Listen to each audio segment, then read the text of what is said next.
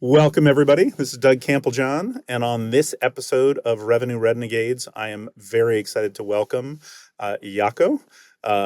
He only needs to be, he's kind of like Cher, he only needs to be introduced by first name only. But he is the founder of Winning by Design and a Red Bull fueled maniac that I've known for about a decade. So welcome to the show, Jacco. Thank you for having me. It is an absolute pleasure and a treat.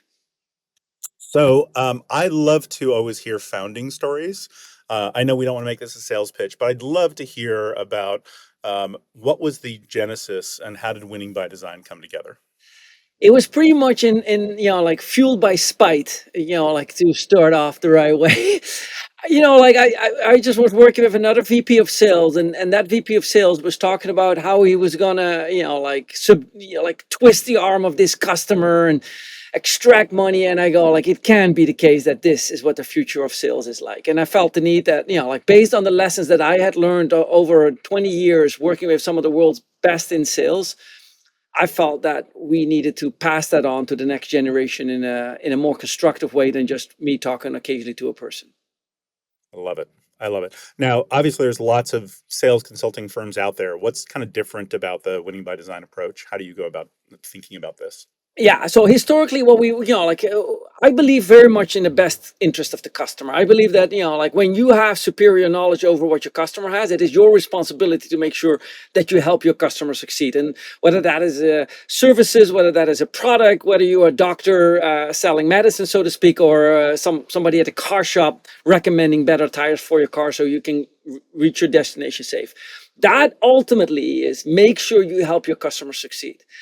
When SaaS came to be, that to me was the ultimate business model because the success of the customer fundamentally is codified inside the SaaS model. If you don't bring them success, they churn, right?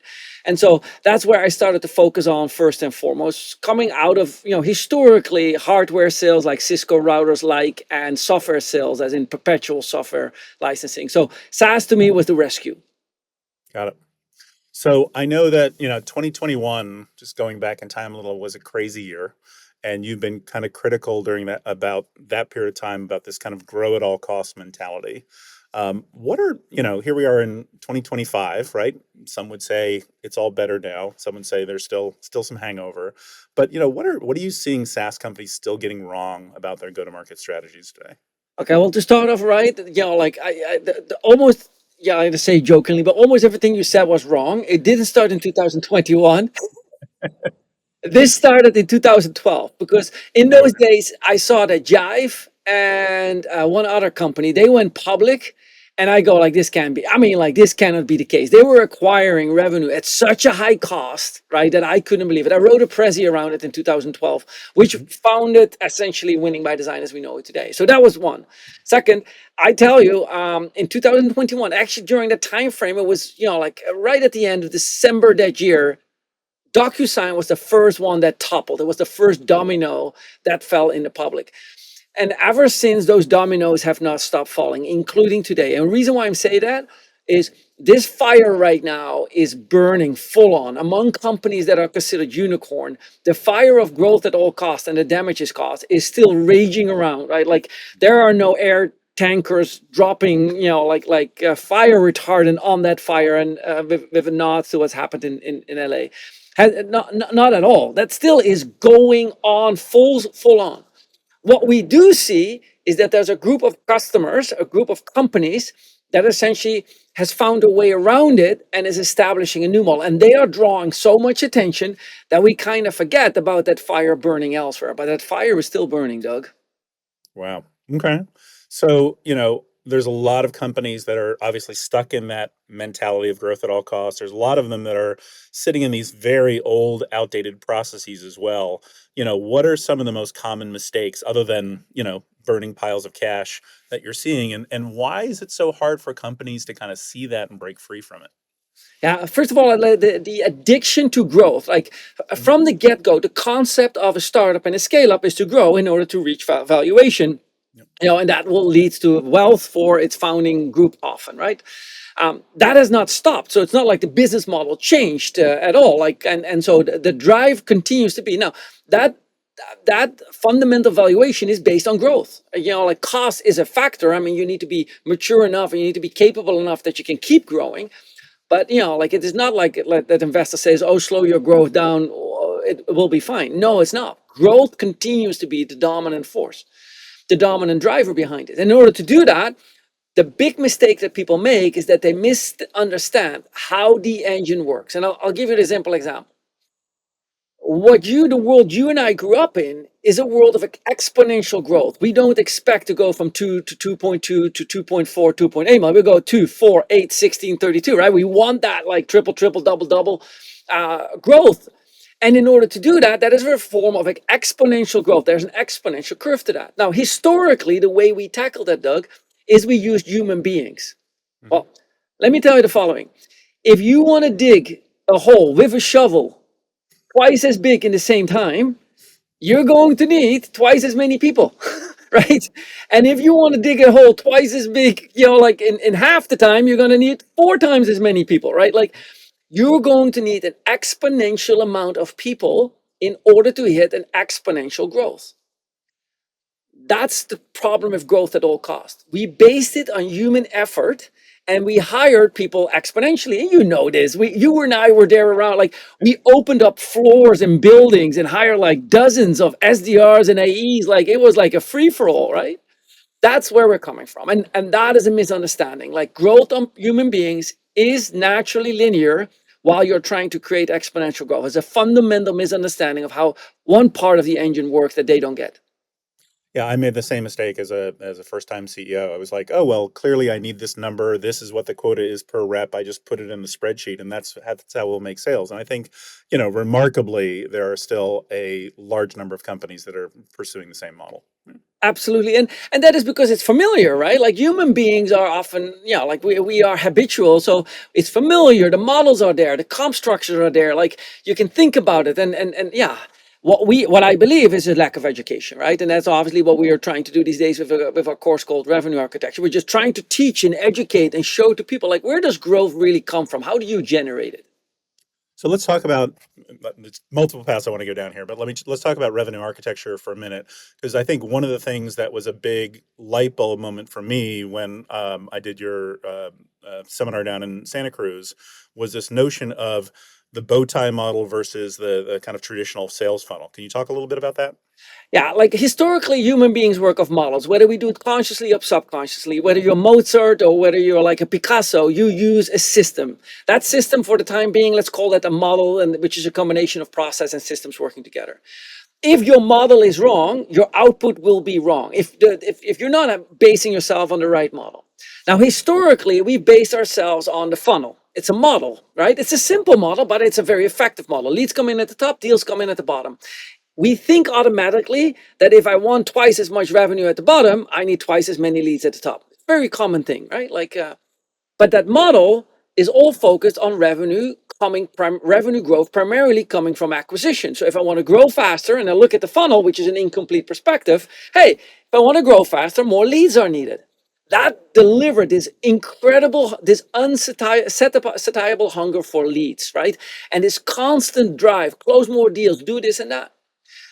However, the companies that we know of, subscription-based and consumption-based models, are based on recurring revenue. That does not happen in the funnel. That happens after the funnel.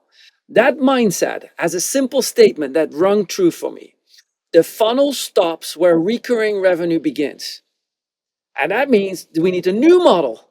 Now, I don't want to go reinvent the whole top of the funnel, right? I don't want to reinvent that. Like, look, we have plenty of sales automation systems. Everything is already really well tuned. Marketing campaigns really well tuned on what we call the funnel. What if we just keep that as is? There's not necessarily something wrong with that. And then we continue and build on that. And that created a reverse funnel, aka a bow tie if you twist it on its side. That bow tie covers the entire customer journey, and it opens our eyes to all kind of new avenues that we previously were blind to. Is there any reason, just to push back on that? I mean, bow tie is a sexy metaphor. I get it. You're a stylish guy, but is there any reason why it's not just two, parallel funnels? You've got one for the new customer and one for kind of renewal and expansion. Yeah, no, it's perfectly fine to do that. I think as long as it captures the whole customer journey. Now, Yeah. the question of the funnel is, right, like what historically, when you see the aperture of the funnel, what does the aperture represent, right? And so I figured out, like, look, the aperture represent, at the top, we call it total available market, right? That's the total or total accessible market, if you want to be a stickler about it. But like, that is the aperture at the top. That essentially is a reflection of how much impact your product can provide, would it be in an ideal situation. If you would create another funnel out of this, then what would the funnel represent? And I figured out in my ID that the bow tie represents, on the other side, as it goes back open, it goes to the value actually put into real practice. We call that impact. What is materialized out of those customers? How much impact were you able to do? Allowing us to incorporate expansion sales as well, and cross-sell and whatnot. And so, to me, the aperture of the funnel and the aperture of the bow tie reflects the total impact of the customer. First, an opportunity, and later on, realized. Got it. Got it. Okay, that makes sense. So let me go back to the digging a big hole and throwing bodies in it, comment. That's kind of a perfect segue to AI and digital employees. You've always, what I've loved about watching you over the last decade plus is, you were on the bleeding edge, but not just for technology's sake. Sometimes it's process, sometimes it's technology, but you seem to have really leaned into this AI stuff. I watched the collaboration you did with OneMind. Tell me how you're thinking about AI and how it's going to impact sales. Yeah, it goes back actually to a very natural behavior that I have. I'm a typical engineer, so I go back to process, systems, and people. And I believe that those are the three modules we tinker around with: process, systems, and people. What we see, like, as we evolve over the years, we put emphasis on certain things. So, for example, a new tool comes out, an outreach or a sales loft. Okay, the system is there. Now we need to map the process to it, and the people need to be trained on it, the skill set, right? And so we are now at an age where we are benefiting what happened in PLG. When PLG came around, it showed what I said earlier, that exponential growth, actually, where people cannot generate it, systems can. It showed that if we create a system in which customers can buy by themselves, click, and the systems behind the scene, data-driven, process-centric, can actually create growth, that it does. And for a small group of customers, it created that. For customers whose product was much in tune with a product-led growth. Mhm. We learned from that. We now see that AI-led growth is actually doing the same for a new category that previously we used people for. Look, if you're buying a $250,000 software package and up, you're not going to enter your credit card information, PLG growth. I got that. And perhaps if you're buying a $20,000 product, you're not going to go through the entire process by a human being, but a part of the process only. You still may want to have at the end, towards the end, like a talk to a human being. But a large part of the process can be done better. So I'll give you a simple idea. No human being should be involved in forecasting deals if you have a reasonable size of deals going through you. There's just no need for it. AI can do a better job. No need should be for summarizing emails and experiences. You should review it, perhaps, but the large amount of labor should not be. We can go down that list. No human person should be involved in updating a CRM system. That should all be done automatically. Once you give in to that concept and to that narrative, then slowly but surely you go, like, folks, it is not, the thought shouldn't be what AI will impact where we're going. The thought should be, what will AI not impact of where we're going, and focus our human efforts on that. So, what are your thoughts about? Obviously, there's a lot of buzz in two areas right now, in many areas in go-to-market, but obviously, there's a lot of effort going on in customer support, right? And so, you've got everything from, you know, um, Brett Taylor doing Sierra and folks like that on the high end, down to Intercom on, kind of more the everyday tools. But there's also been a ton of investment and hype around AI SDRs. What are your thoughts about those areas? Okay, so we have to understand it's all dependent on the business, right? It's one of the questions. Well, it depends on what. What does it depend on? So first of all, I'll give you an idea on AI works in 3 dimensions. It allows us to do more volume. It allows us to do it at lower cost, and it allows us to do greater quality. If I have it write more spam email, essentially what it's doing, same process, growth at all cost process, higher volume at lower cost. Arguably, we know that that ain't going to work. Well, not arguably, we know that that ain't going to work for most companies. Now, if you have an inbound, if you have a large inbound flow, and you generally have 24/7, you have a global brand name, an inbound SDR slash AI will help you there. Why? Because you have seasonality. There's a lot of things going on. A lot of stuff gets dropped on the floor, and you're going to find that you're going to benefit from that. If you sell a $250,000 service, and you have an inbound person answering that, and I purposely don't call that person an SDR, then like an AI system ain't gonna work, right? You probably need to make sure that you have a skilled human being on the phone to pick up the CXO's call, or the head of tech, some IT executive on the call, where you can give straight answers. And so it depends on where that is, and where it applies. In generally, I find that today we live in a world of volume and cost. And over the next years, we're going to see the shift to improving quality rather than just cost savings and volume increase. So you did a very interesting partnership with a company called OneMind, and Amanda's going to be on the show shortly. Um, and you invented the Americanized version of Jacco, Jack. Tell us a little bit more about that.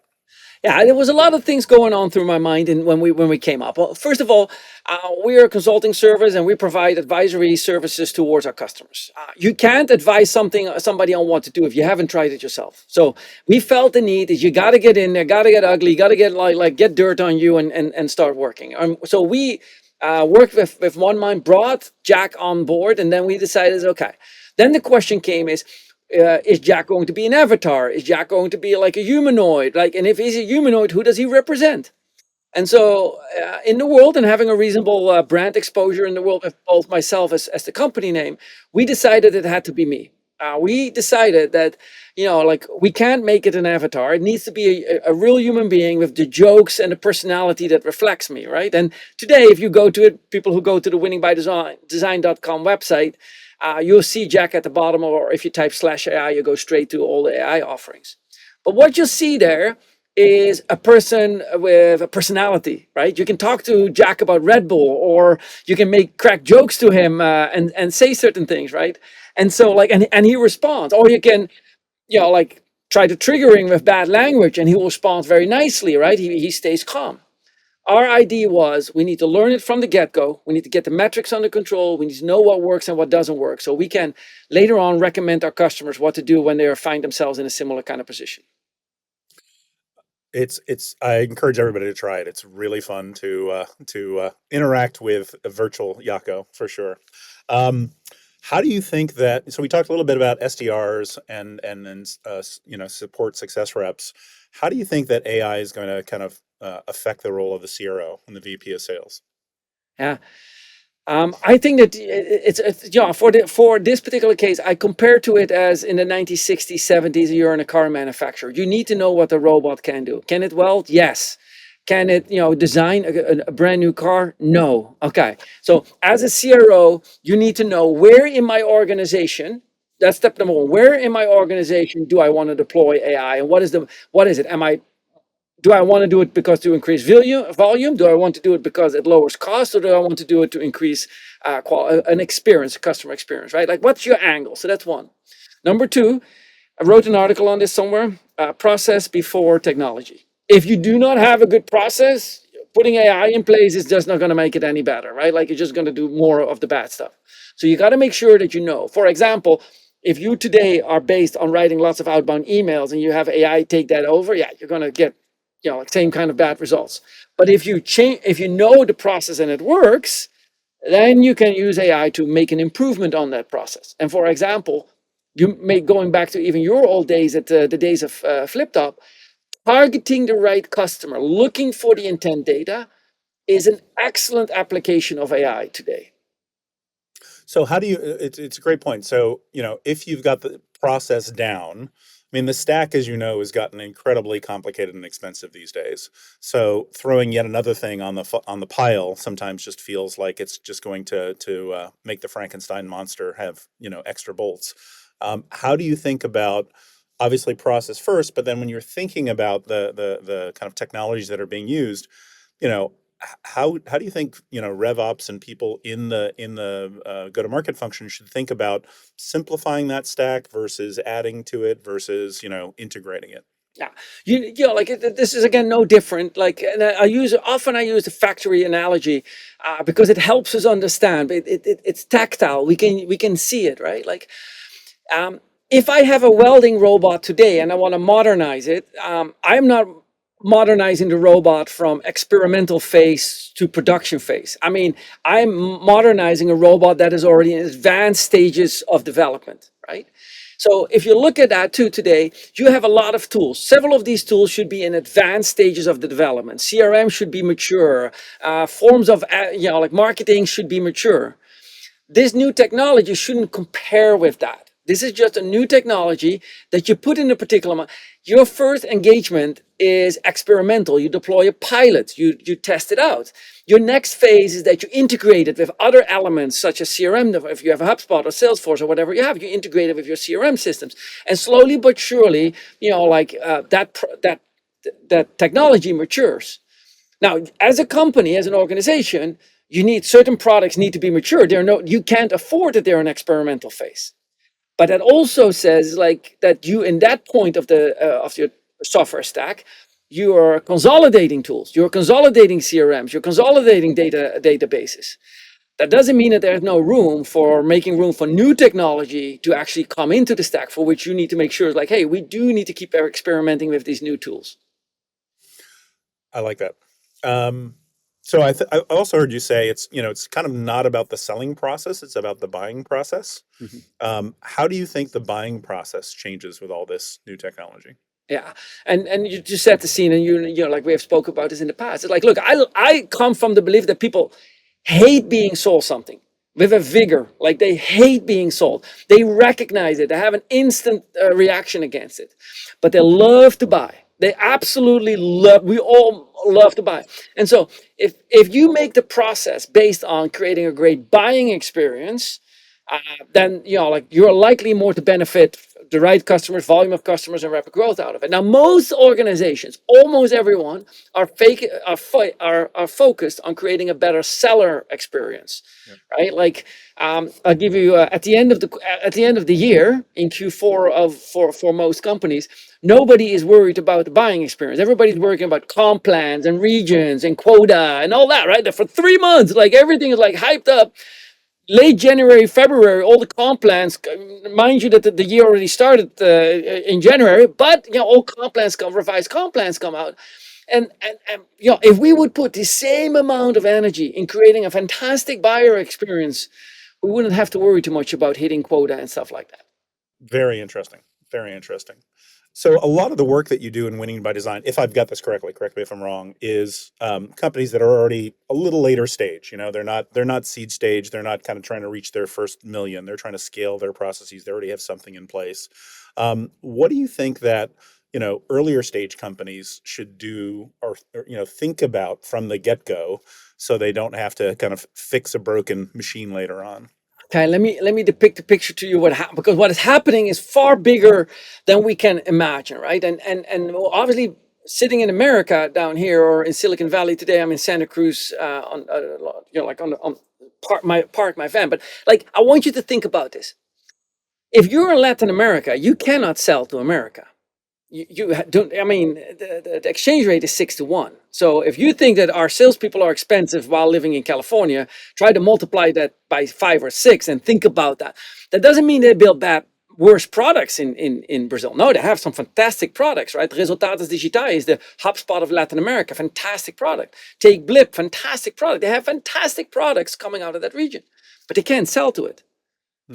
But now, with AI, folks, it will be democratized. Every company around the world can now start considering launching an AI-based system selling into America. Currently, we have our SDR operate. On average, the call was 4 minutes and 11 seconds. Jack operated on average 4 minutes 11, and it has increased to about 6 minutes and some 20 seconds. That means that per call today, we were at 4 minutes 11 seconds paying 56 cents per call. So whatever it has gone up to 6 minutes, call it less than $1. Every call are made on us that last at average length costs us $1. Okay, that is a whole different idea of thinking about cost centers right now. I'm not saying, oh, Jack therefore will do the complete close. No, no, right? But the cost efficiency, democratized GTM. That means that the world no longer is just American companies selling to American companies. The German companies, the Belgian companies, the Dutch companies, the English companies are all chomping at the bit to come sell into this market where the prices are so much higher. Their products are going to be all based on approximately the same AI algorithms coming approximately from the same AI providers, approximately using the same color schemes, right? We're all blue, yellow, purple, right? Running on the exact same machines, our mobile phones and our desktops doing exactly the same thing. So I think the world is going to get in for a rude awakening. Rude is the wrong way, for an exciting awakening of what is about to happen. Well, I also think, it's the first time you see the video representation of somebody and just being able to select the language, and suddenly they're speaking you in Portuguese or German or French, whatever. It's fascinating about how that shrinks the global map as well. Absolutely. Like Jack is on the website, soon he will speak Spanish, soon he will speak Portuguese, right? Like, and that's with the flip on it. But the other thing I tell you, what we learned with AI, in the process, we launched a new service and our advisory service. And we needed Jack to be trained on the advisory service. Okay. We upload the new docs in Jack. And like within that Monday morning, Jack is selling advisory services. And our head of operations, Sherry, says, I don't think I would have been able to do that with our sales organization, right? That would have taken a long time. Like that is the beginning that starts to create the outline. The other thing, and I think that you asked a question earlier, which is now a good time to answer. I believe that today, most buyers are not very happy with the buying experience they have in B2B. I think they condone it because there's no one else. But I think that buyer experience overall is a pretty sucky experience. And I think that in the future, the same way that Uber didn't go after taxis from the get-go, it went after a better experience. The same that Airbnb didn't go straight after hotels. In the same way that Netflix didn't go after the video store at the first days, right? The current experience is not going after making a better seller experience. It is going after creating a better buying experience. We know the outline of what that better buying experience looks like. We know like the 2 or 3 fundamental elements that it's based on. And that leads to an exciting future. What does that mean for the future of sales jobs? Because sales has always been kind of this catch-all career plan. Like, I was an athlete or a business major or something like that, and I don't know what to go do, or I just came out of the military, go be an SDR and go get in the ground floor. How's that going to change? Yeah, you said it seconds ago, catch-all. The great thing about sales was that it was a catch-all function. There were relatively low quality level skills created the highest sense of income, right? AI is going to rip that to pieces, unfortunately. Now, I'm not worried about I'm not worried about the right people finding the right jobs in sales. That will continue to be. Sales is a fantastic job and will always be a fantastic job for those who take it serious. But I've stood in front of large halls with sometimes hundreds or even thousands of sellers, right? And I look into the eyes of the people and I go like, how many people want to be here today versus going mountain biking if they had the choice, Yeah. right? And I don't mean mountain biking on a Friday afternoon. We all want to do that. But when you wake up, what is your motivation? Do you really want to do their job?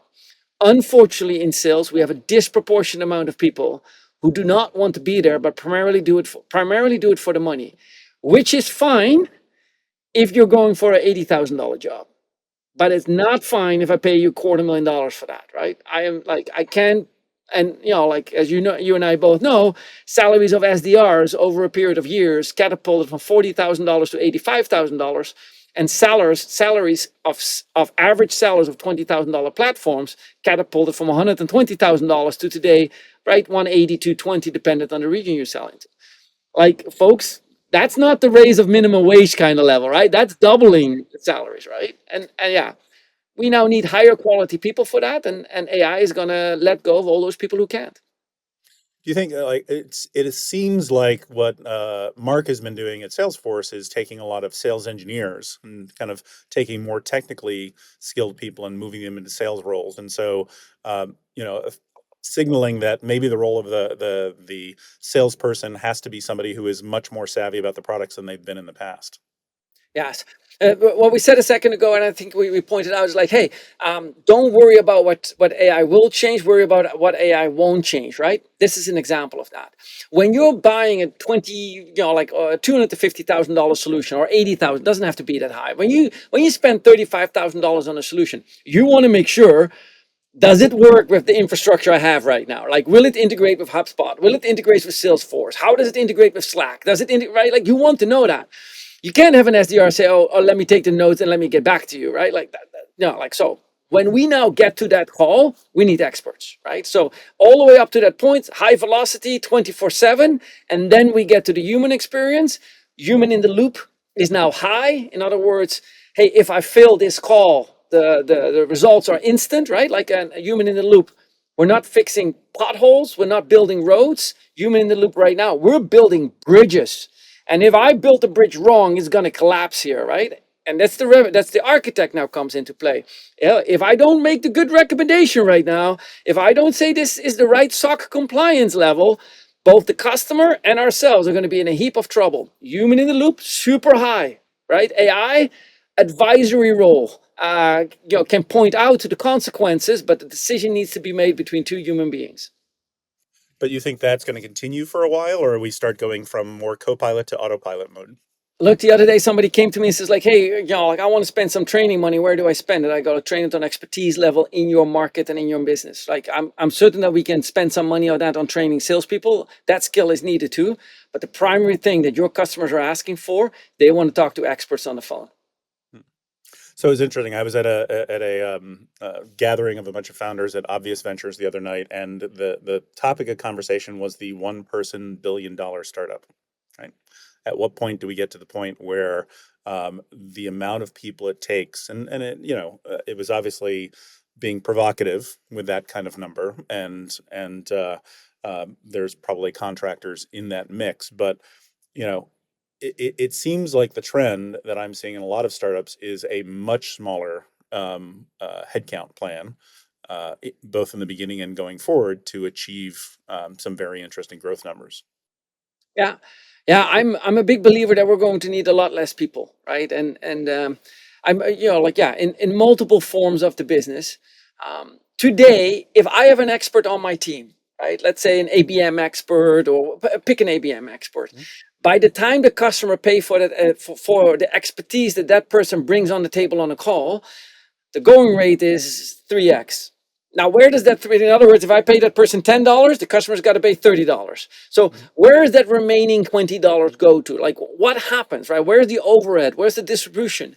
And today, that is a lot of tools and a lot of legal and financial and the whole infrastructure. And that is all because it's based on human beings. And human beings are extremely expensive.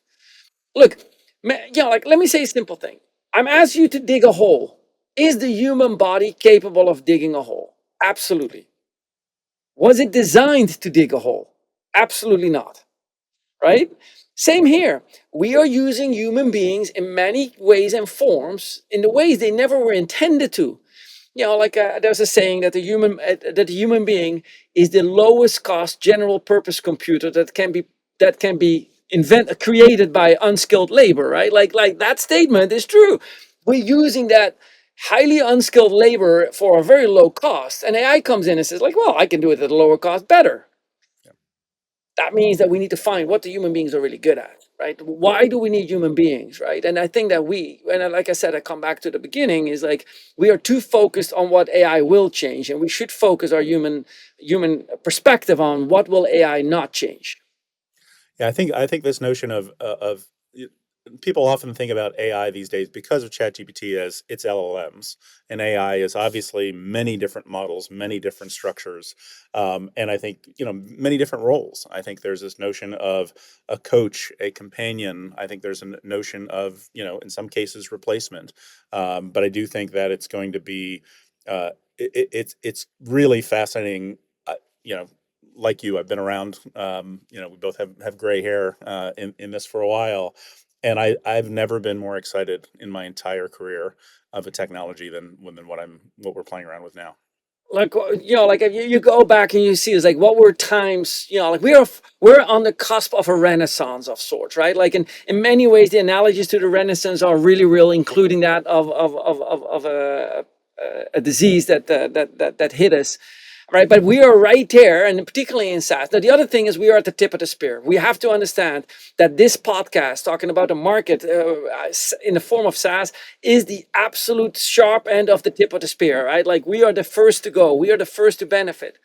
And for us to see this, I couldn't be any more excited about it. I do think that we're going to see a lot of changes at executive management. I think that what we are experiencing is that there's many executives who have still today no clue of the speed that this is happening with and what is happening. And if given a choice, and it's for many reasons, it's been a fatiguing past years, right? But if given a choice, they'd rather just go back to growth at all costs and show up and run another campaign and stuff like that. But those days, I believe, are for most industries over.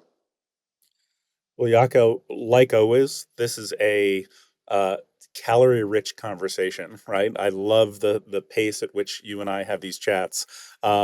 Just want to wrap up with a few questions for you, just in general, and think about this broadly. This doesn't have to be about your work. If you think about something that you just wish would go away, or could be one task that could be replaced by AI, what would it be? Okay, first things first, in our industry, it's spam.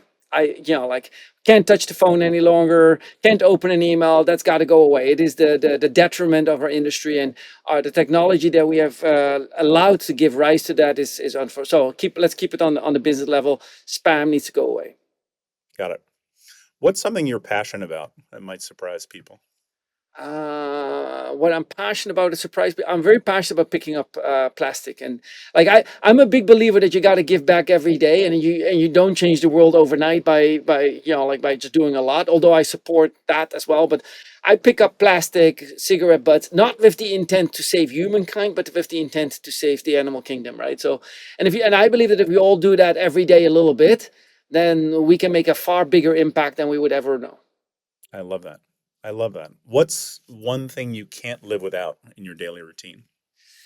I can't nowadays. I have to say, ChatGPT is part of my daily routine. Obviously, I could live without it. But I'm making a point, like it. Like ChatGPT and AI is playing a real important role. But as part of my routine, I have a certain way of working, and that way of working I got accustomed to is in a van, in nature, either on the beach or under a tree. That is vital for both my creativity and keeping perspective on technical solutions, because right. And then the second, for my health and being, as I often run the trails that I'm parked next to. I love it. I love it. So, finally, how can listeners help you get in touch with you and kind of help your cause? Yeah, I think helping the cause is the big thing. I think that we should strive for a better world in where we at. I think it should be more scientific driven.